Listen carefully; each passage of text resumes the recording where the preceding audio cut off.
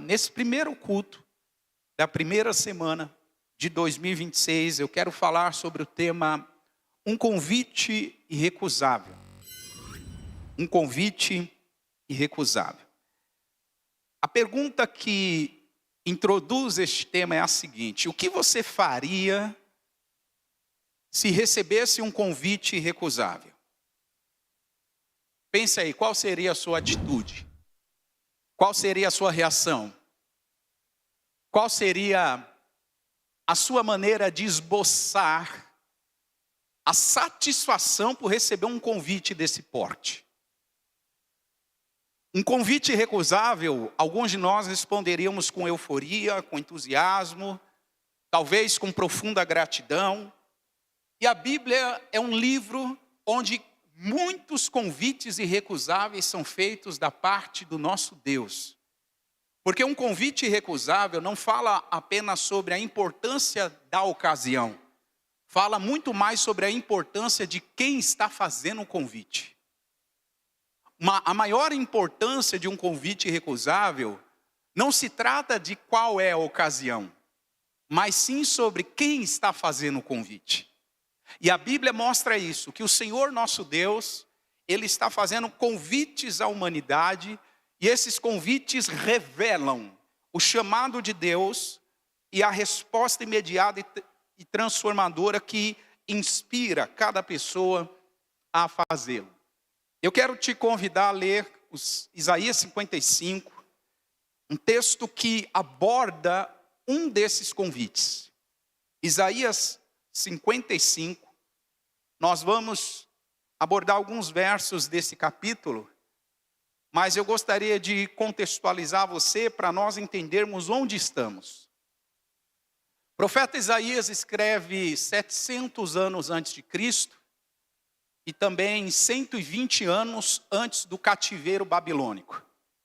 Isaías consegue ver pelos olhos da fé, pelos olhos proféticos, o que aconteceria 120 anos na frente com o povo de Israel sendo levado cativo e escravo para a Babilônia.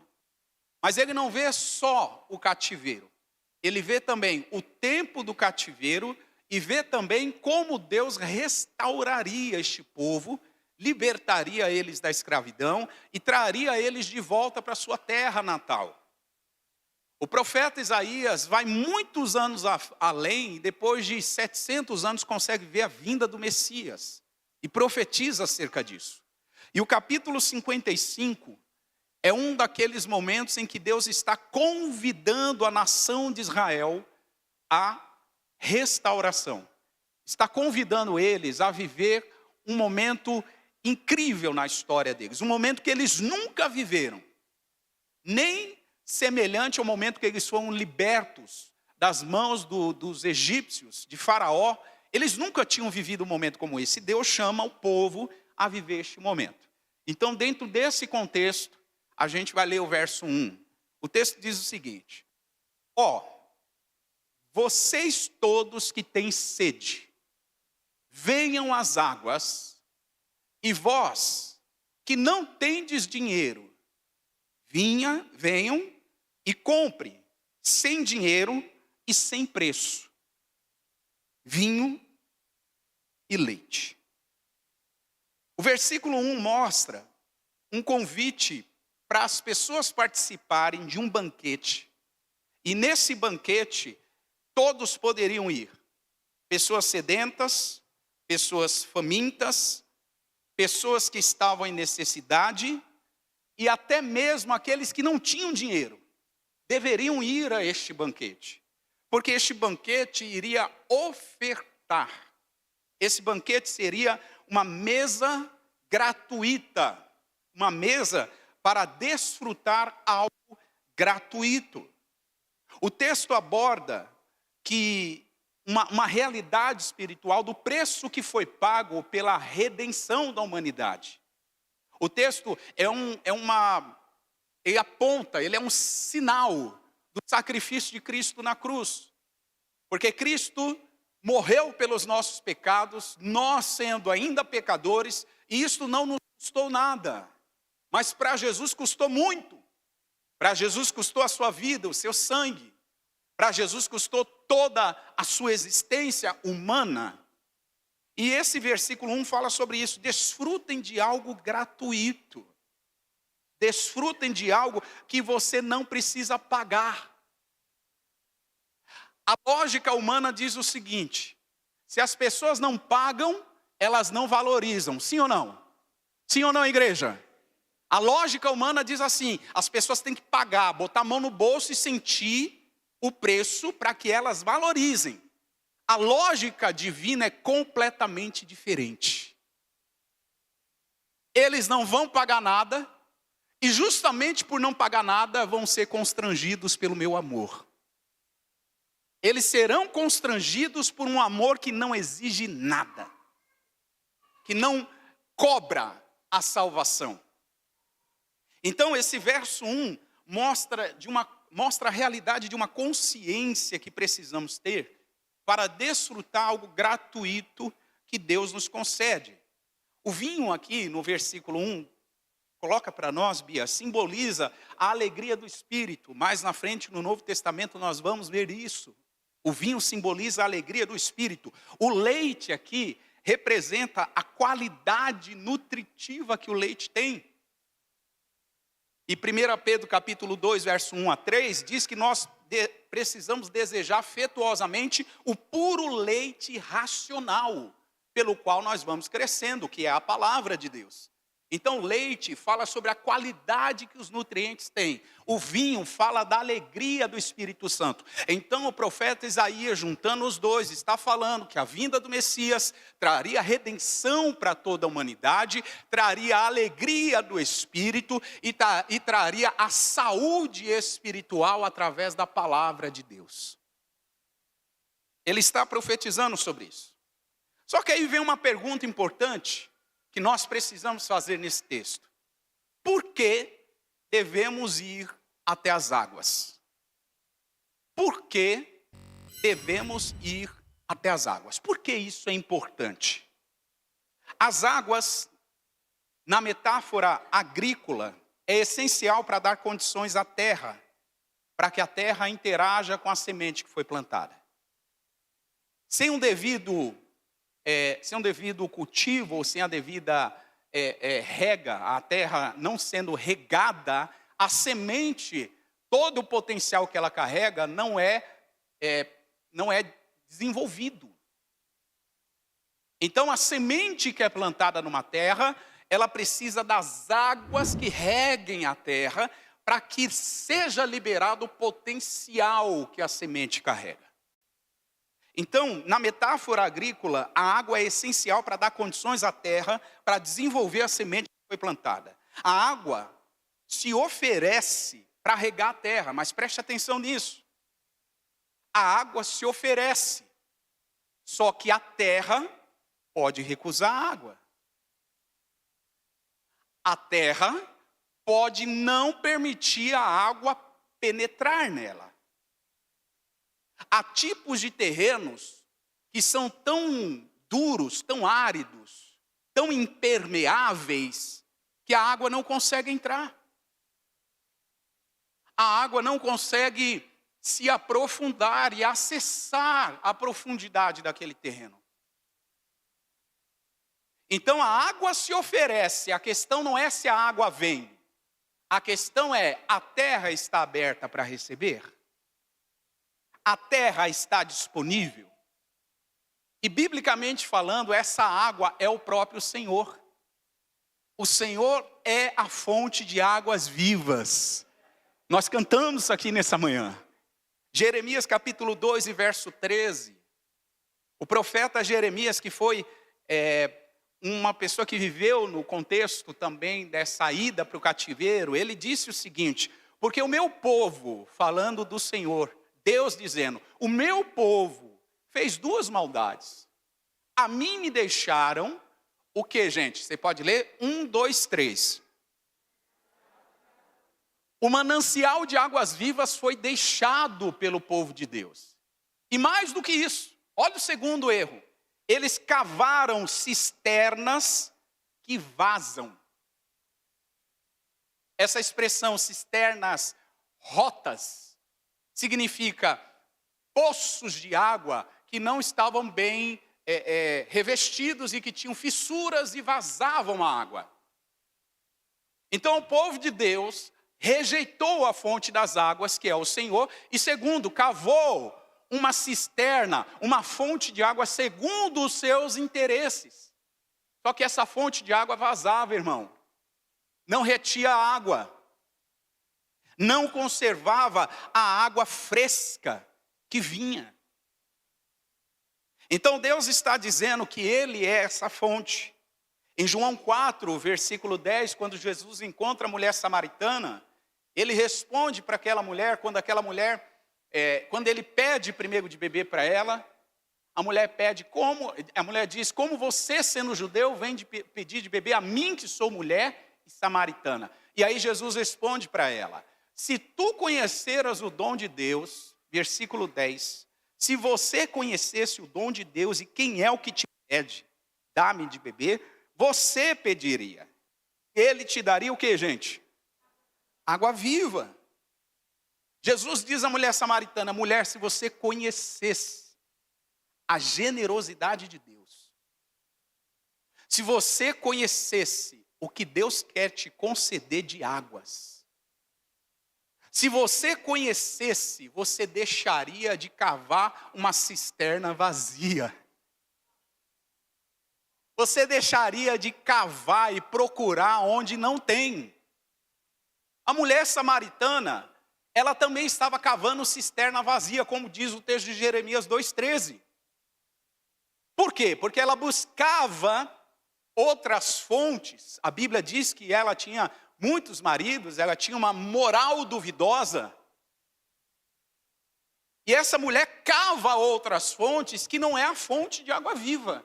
E Jesus diz, mulher, você tem que perceber que quem está diante de você é a fonte que vai satisfazer todas as necessidades da sua alma. Perceba isso. Mais para frente, em João capítulo 7, no dia de uma das principais festas dos judeus, Jesus se levanta, verso 37, e diz, no último dia da festa, ele diz, se alguém tem sede, venha a mim e beba. Mais uma vez, Jesus está dizendo assim, parem de cavar cisternas vazias e venha beber da água viva. Pare de cavar poço sem fundo, poço rachado, poço com fissura e venha beber da água viva. Irmãos, esse texto tem muito a ver com a gente. Porque é muito provável que em 2025 a gente andou cavando muita cisterna vazia. É muito provável que em 2025 a gente cavou muito poço que não retinha o que precisava ser retido. É muito provável que assim como a mulher samaritana, assim como esses cidadãos que estavam nessa grande festa em Jerusalém, nós cavamos muita coisa que Deus não mandou a gente cavar. Jesus, ele prometeu no verso 38, desse mesmo capítulo 7 de João, que se alguém crê nele, como diz as Escrituras, rios de água viva correrão do seu interior. Rios vão jorrar e brotar no íntimo de quem recebe Jesus. Agora, irmão, perceba essa metáfora, que coisa linda. A palavra é a semente, ela entra. O rio rega a terra, prepara, cultiva. O que vai acontecer? Essa semente vai brotar. Essa semente vai brotar. Jesus, ele se identifica como a fonte de água viva. E é tão interessante, tão lindo isso, que no final dos tempos, em Apocalipse 22, verso 1, o apóstolo João, que tem a visão do Apocalipse, ele diz que Jesus, o Cordeiro, leva ele e mostra para ele o rio puro da água da vida. Jesus mostra para João que esse rio é claro como o cristal. E Jesus mostra para João que esse rio procedia do trono de Deus e do Cordeiro. O próprio Cordeiro, o próprio Jesus é essa fonte de água viva. Posso ouvir um amém? Agora, irmãos, o texto de Isaías 55 não fala só sobre a água. O texto também fala sobre o pão. O versículo 2 de 55 de Isaías diz assim: por que vocês gastam dinheiro naquilo que não é pão? E o produto do vosso trabalho naquilo que não pode satisfazer? Ouça-me atentamente e comam o que é bom.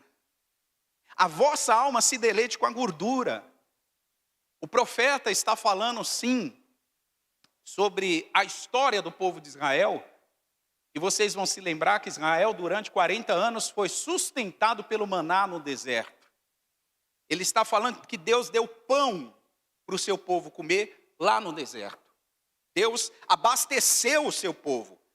E o maná, ele simbolizava a dependência de Deus e a provisão espiritual. Êxodo 16, verso 4, o Senhor disse para Moisés: eis que eu vos farei chover pão dos céus, o povo sairá e colherá cada dia a porção para cada dia. Êxodo 16, verso 4. O povo sairá e colherá cada dia a porção para cada dia. Você pode dizer isso comigo? A porção de cada dia. E aí o texto termina dizendo assim: para ver se andam na minha lei ou não. Perceba aqui algo. O final do versículo 4 mostra que uma das funções, dos objetivos de Deus mandar o maná, era para saber se o povo andava obediente à lei de Deus ou não. Perceba, não era só sobre provisão, não era só sobre depender de Deus, era também sobre dependência e obediência. A porção do maná do dia anterior não garantiria a porção do maná daquele dia. A obediência de ontem não garantiria que hoje eles seriam obedientes. A vitória de ontem não garantiria a vitória de hoje. Por isso que a ênfase do maná é colher para cada dia. Colher para cada dia. No Novo Testamento, Jesus, ele se apresenta como pão vivo. Em João 6,48, Jesus fala sobre isso. Eu sou o pão vivo que desce do céu. E Jesus, ele ensina na oração do Pai Nosso que o pão nosso de cada dia nos dá hoje. Poderia ser assim, né? O pão nosso de cada dia dessa semana. O pão nosso de cada dia desse mês ou desse ano. Mas não. O pão nosso é de cada dia. A provisão de ontem não garante a provisão de hoje. A obediência de ontem não garante a obediência de hoje. As vitórias que você teve em 2025 não garante as vitórias que você terá em 2026. Cada dia o seu mal. Cada dia uma história. Cada dia uma porção. O convite é para uma jornada de relacionamento diária com Jesus. Eu não sei se você já conversou com gente assim, que você pergunta para ela: e aí, você já leu a Bíblia toda? Sim, li a Bíblia toda. E aí a pessoa se vangloria no tempo.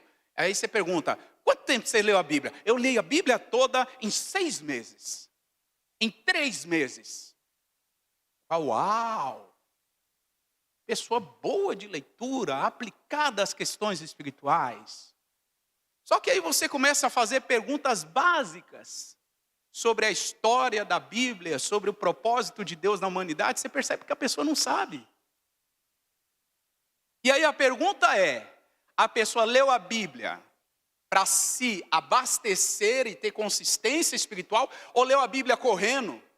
para atender um propósito, uma leitura devocional, algum programa de leitura. Leia a sua Bíblia toda em 3 meses, leia a sua Bíblia toda em 6 meses, corra para ler a Bíblia em 1 ano. Irmãos, não é sobre o quanto lemos, é sobre o quanto que estamos aproveitando diariamente.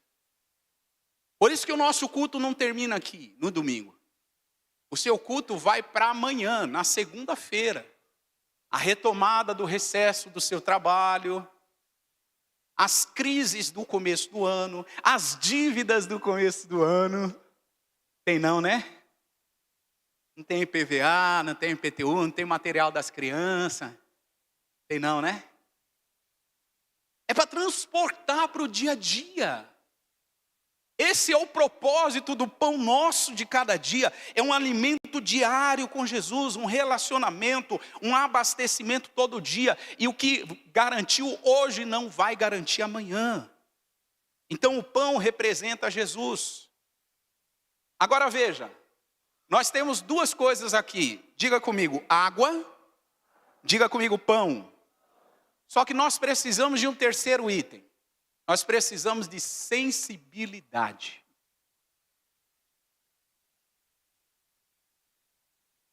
Temos água e temos pão, mas precisamos de sensibilidade. Sabe por quê? Porque mesmo tendo água e pão, se nós não tivermos sensibilidade, nós não vamos perceber, nós não vamos identificar o que Deus está fazendo. É o slide anterior, por favor, Bia. Olha o que diz o versículo 3 de Isaías 55. Isaías 55, verso 3. O 2 ele fala do pão, o 1 ele fala da água, e o 3 ele diz assim: inclinai os ouvidos e vinde a mim. Ouve, a vossa alma viverá. Porque convosco farei um concerto ou uma aliança perpétua, dando-vos as firmes beneficências de Davi. Olha o que o texto está dizendo. Venham a mim, incline e ouça. Ele está falando de sensibilidade. Sensibilidade para ouvir. E olha que coisa linda, ele diz aqui: se vocês derem ouvidos, vocês terão as misericórdias da aliança eterna que eu fiz com Davi. Vocês desfrutarão das bênçãos da aliança que eu fiz com Davi. Se me ouvirem. Se forem sensíveis o suficiente para ouvir. E nesse ponto aqui, irmãos, a gente trava uma batalha. Por que a gente trava uma batalha? Nós somos muito rápidos, e eu insisto nisso, eu falei isso algumas vezes em 2025, mas eu insisto nisso no comecinho do ano. Nós somos muito rápidos em falar, mas nós somos muito lentos em ouvir. E a Bíblia diz o inverso. Tiago diz que a gente tem que ser apto para ouvir e tardio para o falar. Eclesiastes capítulo 5 e verso 1, acompanhe comigo. Ele diz: guarda o teu pé quando entrares na casa de Deus. Inclina mais a falar. É o que está escrito aí? Inclina mais ao quê, gente? A ouvir. Ou seja, a sua prioridade precisa ser ouvir. Ouça mais. Priorize mais o ouvir. Fale menos. Apresente menos sacrifícios. É o que ele está dizendo aqui. Olha só. É melhor ouvir do que oferecer sacrifícios de tolo. Ou seja, você tem que ouvir mais e melhor. E a gente só vai ouvir mais e melhor se tivermos sensibilidade. Se tivermos discernimento. Temos água e temos pão. Mas precisamos ter sensibilidade, irmão. Até rimou, você viu? Temos água e temos pão, mas temos que ter sensibilidade, irmão. Lucas 8,15. A parábola do semeador diz que a semente que cai em boa terra representa aqueles que ouvem a palavra. São aqueles que fazem o quê? Ouvem a palavra. E a conservam em um coração honesto e bom e dão fruto com perseverança. Temos água e temos pão, mas precisamos ter sensibilidade. Por que que a sensibilidade é importante? Próximo slide. A sensibilidade é importante para a gente identificar o tempo aceitável.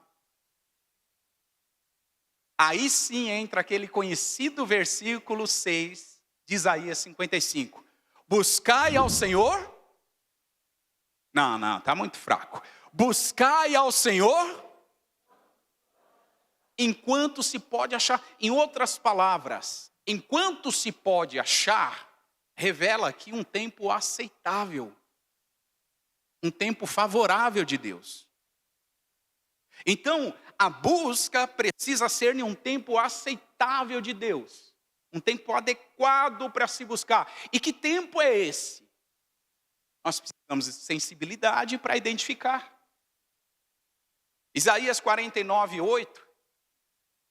Assim diz o Senhor: no tempo aceitável te ouvi, e no dia da salvação te ajudei, e te guardarei, e te darei por conserto do povo para restaurares a terra e lhe dar herança às herdades assoladas. Olha que coisa linda, no tempo aceitável, Deus responde. No tempo aceitável, Deus nos ajuda. No tempo aceitável, Deus nos guarda. No tempo aceitável, Deus traz à memória a aliança que nós temos com Jesus. No tempo aceitável, as bênçãos eternas do Senhor são liberadas sobre nós e a nossa casa. Alguém diz amém para isso? Pastor, que tempo aceitável é esse no Novo Testamento? É o tempo da graça.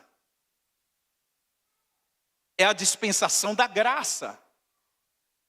2 Coríntios 6, olha o que Paulo diz no verso 1 e 2. Ele diz assim: nós também, cooperando com ele, exortamos a vocês que não recebam a graça de Deus em vão. Ou seja, não despreze o tempo da graça de Deus. Verso 2. Por que que a gente não pode desprezar? Porque está escrito, aí ele menciona de novo o texto de Isaías: ouvi-te no tempo aceitável, socorri-te no dia da salvação, eis agora o tempo aceitável, eis aqui o dia da salvação. Esse é o tempo. A dispensação da graça está aqui. Podemos ter os nossos pecados perdoados se nos arrependermos. Podemos ter a graça poderosa de Deus nos guiando. Podemos ter a palavra que é lâmpada para os nossos pés e luz para os nossos caminhos. Podemos ter a alegria do Espírito Santo que é simbolizada pelo vinho. Podemos seguir a nossa jornada de fé com o Senhor porque este é o tempo aceitável do Senhor. É esse. Aproveita disso agora. Agora veja. Identificar o tempo aceitável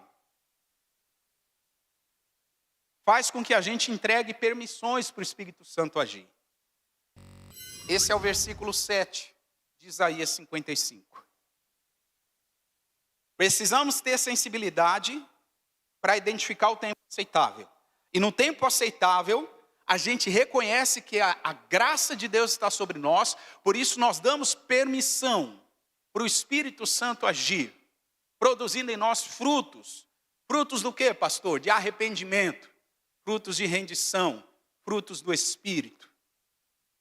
Olha o que o versículo 7 diz. Deixe o ímpio o seu caminho, e o homem maligno os seus pensamentos, e se converta ao Senhor, e vai se compadecer dele. Torne para o nosso Deus, porque ele é grandioso em perdoar. Se arrependa. Abandone a forma antiga de viver. Os perversos deixem os seus maus pensamentos. Se voltem para Deus, porque Ele é misericordioso. Ele é generoso. Ele perdoa. Qual a importância da gente deixar os maus caminhos? Porque o Senhor tem caminhos diferentes dos nossos. É o que diz o verso 8 e 9. Porque os meus pensamentos não são os vossos pensamentos, nem os vossos caminhos, os meus caminhos, diz o Senhor. Porque assim como os céus são mais altos do que a terra, assim são os meus caminhos mais altos do que os vossos caminhos, e os meus pensamentos mais altos do que os vossos pensamentos. Deus está dizendo aqui, eu não penso como vocês pensam. Deus está nos dizendo aqui, a sua forma de agir não é a minha forma de agir. Eu ajo diferente. Eu penso diferente. Eu tenho caminhos diferentes. Ouça isso, igreja. Em 2026, descanse. Repito, descanse nos pensamentos, caminhos e nos planos que o Senhor tem ao seu respeito. Pastor, então o que eu vou fazer? Eu vou ficar de braços cruzados esperando? Não é isso que eu estou dizendo. Eu estou dizendo, pare de tentar e abra espaço para se sensibilizar à voz do Espírito, revelando a você o tempo aceitável, revelando a você que tipo de atitude você deve ter. Por quê? Fazendo isso vai produzir um resultado final. É aonde eu chego para terminar. O resultado final do capítulo 55 consiste em 2 aspectos. Primeiro, quando a gente segue essa ordem, a água, que é o próprio Jesus, a água viva continua a descer sobre a nossa terra. Continua regando a nossa terra. A água viva continua garantindo mais um ciclo e mais um ciclo e mais um ciclo de produtividade às sementes que estão sendo semeadas. Permita que a água viva torne a sua terra produtiva, irmão. Abra espaço para que as sementes que você recebeu do Evangelho sejam regadas pela água viva que é o Senhor. Fazendo isso, algo novo vai brotar. Versículo 10 de Isaías 55. Porque assim como desce a chuva e a neve dos céus, e para lá não torna, mas rega a terra, e faz a terra o que, gente? O que mais? Brotar. E o que mais? E o que mais? Presta atenção nisso.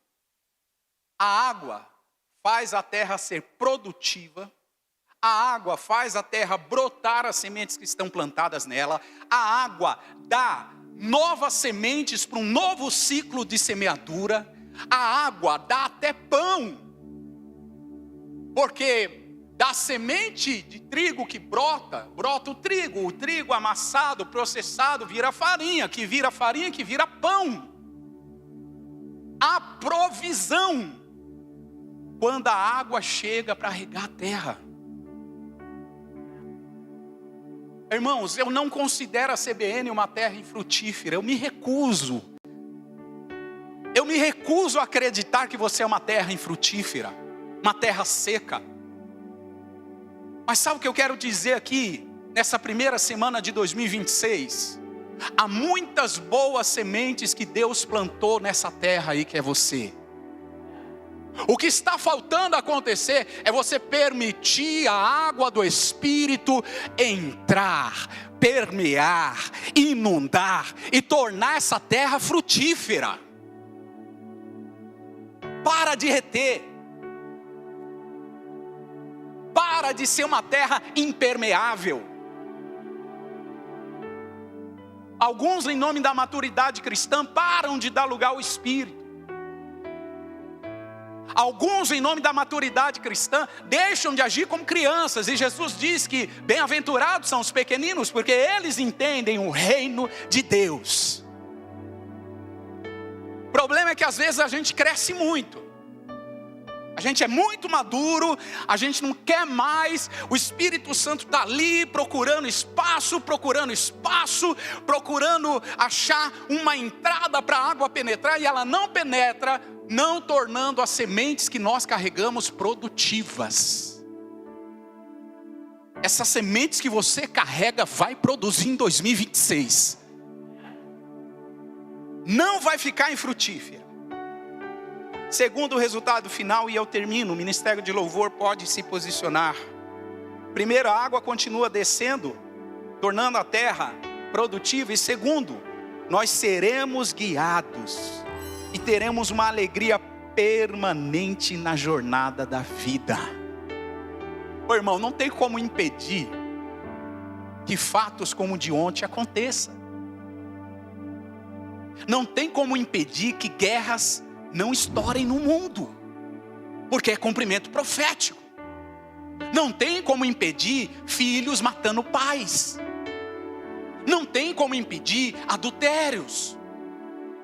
Não tem como impedir roubo. Não tem como impedir pedofilia.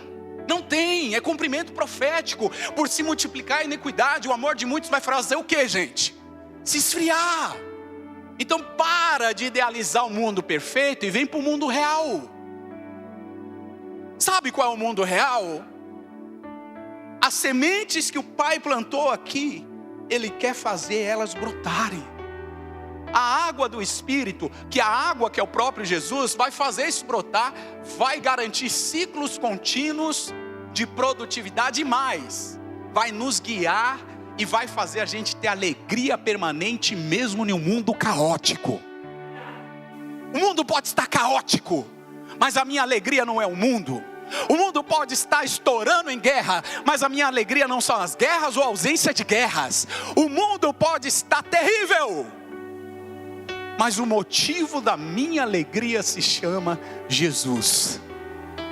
Jesus. Versículo 12 de Isaías 55. Porque com alegria saireis, e em paz sereis guiados. Vai sair com alegria e vai ser guiado em paz. Olha o que diz o Isaías 61:10. Eu estou só pegando a parte A do versículo, não vai dar tempo de explicar. Regozijar-me-ei muito no Senhor. Ou seja, me alegrarei muito no Senhor. A minha alma se alegra no meu Deus, porque Ele me vestiu de vestes de salvação. Ele me cobriu com manto de justiça. Atos capítulo 8 e verso 5, por favor, se coloque de pé. Atos 8, 5. E descendo Filipe à cidade de Samaria, ele pregava Cristo. Diga isso comigo, Filipe pregava Cristo. Olha o verso 6, as multidões unanimemente prestavam atenção ao que Filipe dizia. Diga assim comigo, prestavam atenção. Eles ouviam e viam os sinais que ele fazia. Diga, ouviam e viam. Que sinais eram esses? Verso 7. Espíritos imundos saíam, clamando em alta voz, paralíticos e coxos eram curados. E o versículo 8. Eu quero profetizar esse texto sobre a sua vida em 2026. Não sei qual é o caos que nós vamos enfrentar. Não sei, como disse o pastor Sandro aqui, eu não sei o que nos espera 2026, mas de uma coisa eu sei: haverá alegria nessa vida, nessa cidade, nesse território. Haverá alegria na sua vida. Não dependemos de cenários, não dependemos de quem vai ganhar ou perder as eleições de outubro, não dependemos disso. Nós somos Samaria, e como em Samaria o evangelho de Cristo foi pregado, e como em Samaria o povo prestava atenção ao que Filipe dizia, e como em Samaria havia sinais e maravilhas, espíritos imundos saíam, e coxos eram curados, como em Samaria havia grande alegria, haverá grande alegria em nossas vidas. Pare de depender do que os seus olhos verá em 2026. E você terá o melhor ano da sua vida. Pare de depender. Eu resumo. Nós temos um convite. um convite de ir às águas vivas e comer do pão vivo. E fazendo isso, nós precisamos desenvolver a sensibilidade para identificar o tempo aceitável e entregar permissões para o Espírito Santo mudar a gente e produzir os frutos que Ele quer que a gente tenha. Abre o seu coração e vamos adorar a Deus com essa canção. Feche seus olhos e adore o Senhor com todo o seu coração.